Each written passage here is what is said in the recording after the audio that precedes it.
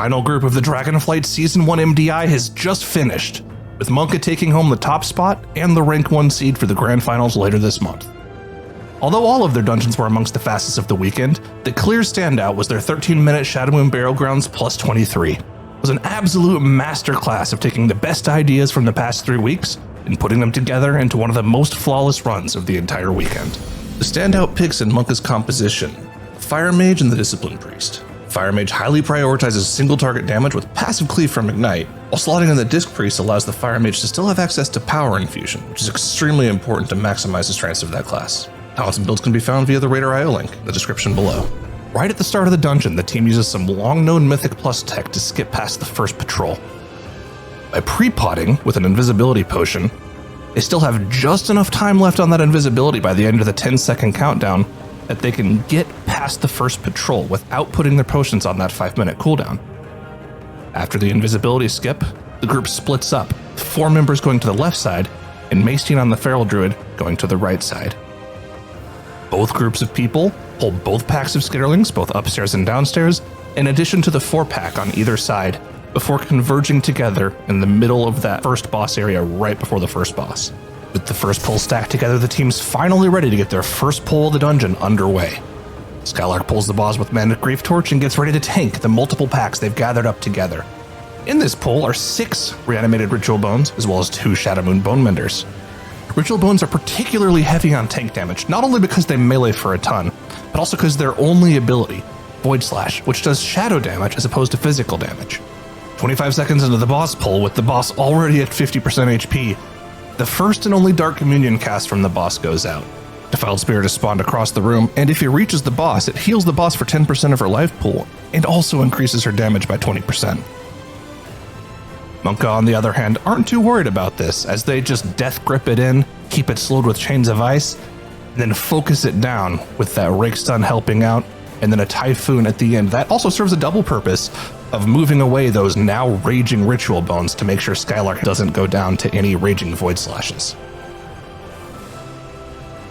After dealing with the boss, Monka moves onwards to the first pack of Shadowmoon Dominators. These mobs are unique in that if you never interrupt their initial cast, they'll just never stop casting it and essentially become high HP target dummies. However, they do have to interrupt one of those Dominators in the back just to make sure everything's nice and stacked, and this is a perfect time for Mode to release that mind-controlled Bone Mender that is kept since the beginning of the first boss, which is easily dealt with since there's only one other mob in the pack that they have to worry about interrupting. Skipping past the next 2 Shadowmoon Exhumers through use of Mind Soothe once again, the squad makes their way towards Nalish. Again, maximizing that AoE efficiency, they pull the trash pack after the boss, along with the boss. It's important to note that they only have to worry about interrupts on this trash pack until the first Soul Steal. Because of the way this boss works, while everyone's downstairs, the trash mobs don't cast anything, since there's nobody upstairs to cast on. And that persists for quite some time after the Soul Steal phase. So with that damage buff, they very quickly burn through the trash that isn't casting any abilities, as well as the boss, making great use of that comp, that focused single target damage coming from the Fire Mage. After making short work of the second boss, the team gets set for their next pull, which is the only trash pull in the dungeon that really isn't pulled on top of a boss.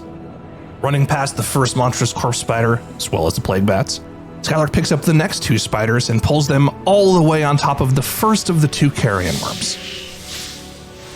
Since they don't move at all, these Carrion worms kind of act as pseudo mini-bosses, so they have to make sure that they're doing something instead of just killing the Carrion worms on their own. Monka has pre-set up interrupts in CC for this pull, putting 1 melee interrupt on each of the monstrous plague spiders to make sure their necrotic burst casts don't go off, and any extra kicks can go out on plague spits from the plague bats. Skylark even throws in a shockwave to make sure that 2 of those plague spits don't go off and do any extra group damage. After dealing with the first Carrion worm, the team quickly moves on to the second Carrion worm, this time electing to pull down the plague bat patrol that flies around the area to again make sure there's being as efficient as possible, not just doing single target damage. As the second Carrion worm gets low, Maestine gets ready to set up the next pull, trash onto Bone Maw. Although there is a wall separating Bone Maw from the trash afterwards, a large portion of classes can use movement abilities to get around that barrier. A quick tag on the pack and a life grip from Mode gets Maestine back in the group, with a nicely prepared trash pack right where Bone Maw will spawn. It's also important to note that when this trash pack is pulled this way, there's a large pack of skitterlings that otherwise wouldn't be there. After killing the Bone Maw, these spiderlings usually despawn. With everything nicely set up, the team can easily kick their pre-assigned spider or bat, similar to the first Carrion worm pull from earlier, and focus on as much boss damage as possible. It's important to note that the team stays stacked in melee as much as possible to bait those corpse breath puddles in melee to make sure their melee players aren't away from the boss during inhale casts. After dealing with Bone Maw, only 2 void spawns remain in between Monka and the final boss of the dungeon. These blueberries only have 2 abilities, but they're amongst the most dangerous in the dungeon. Void Pulse, which explodes for a massive amount of AoE damage, and Void Eruption, which covers the area in void zones that also do massive damage if hit. After committing literally every single personal cooldown in the book, as well as a nicely placed power word barrier at the end, Monka heads down to Nizrel and caps off one of the cleanest runs we've seen in the past 3 weeks. Thank you for watching this video. Don't forget to subscribe to the YouTube channel and join us for the Last Stand tournament starting March 10th for our team's last chance to qualify for the MDI Global Finals. Until then, we'll see you in Azeroth.